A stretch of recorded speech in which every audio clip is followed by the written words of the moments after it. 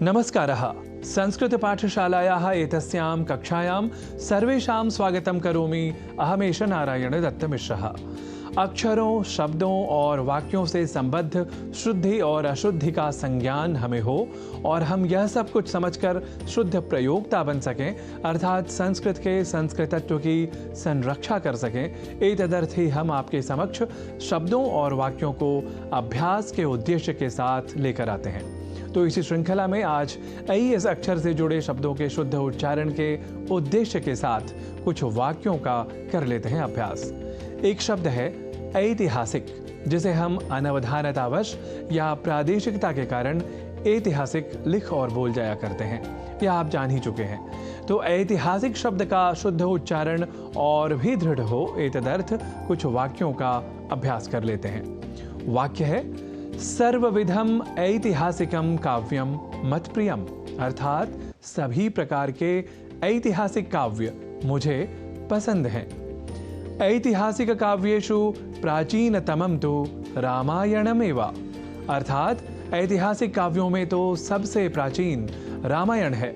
तो ऐतिहासिक शब्द के शुद्ध उच्चारण के साथ साथ यहाँ एक और भाषा संबंधी तथ्य जान लेना है आवश्यक, और वह यह कि प्राचीनतम शब्द को जब हम दूसरे शब्दों में हिंदी भाषा में कहते हैं तो एक बड़ी अशुद्धि कर जाते हैं। वह अशुद्धि है सबसे प्राचीन के स्थान पर सबसे अधिक प्राचीनतम यह लिखा और बोला जाना।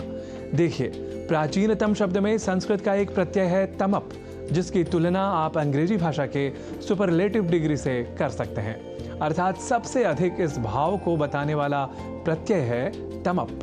तो सबसे अधिक प्राचीनतम बोलने की जगह सबसे प्राचीन या केवल प्राचीनतम कहना या लिखना ही श्रेयस्कर है। यह भी हम समझें तो संस्कृत के मूल शब्दों का अन्य भाषाओं में भी शुद्धतम रूप में प्रयोग कर सकेंगे। अब बढ़ते हैं आगे इस अक्षर से जुड़े कुछ अन्य शब्दों से बने वाक्यों की ओर। सर्वविधम भारत वैभवम तावत कह न जानियात, अर्थात भला कौन सभी प्रकार के भारतीय वैभव को नहीं जानता होगा। अब वाक्यगत अभ्यासार्थ अगला शब्द है दैनिकम, जहां इस अक्षर का प्रयोग है। तो हम दैनिकम जैसे अशुद्ध उच्चारण न करें, एतदर्थ दो वाक्यों का कर लेते हैं प्रयोग। निर्धनेभ्यः दैनिकम दानम अवश्यम करणीयम, अर्थात निर्धनों के लिए दैनिक दान अवश्य करना चाहिए। दैनिकम वार्तापत्रम तु सर्वैः पठनीयमेव, अर्थात दैनिक समाचार पत्र तो सभी के द्वारा पढ़ा जाना ही चाहिए।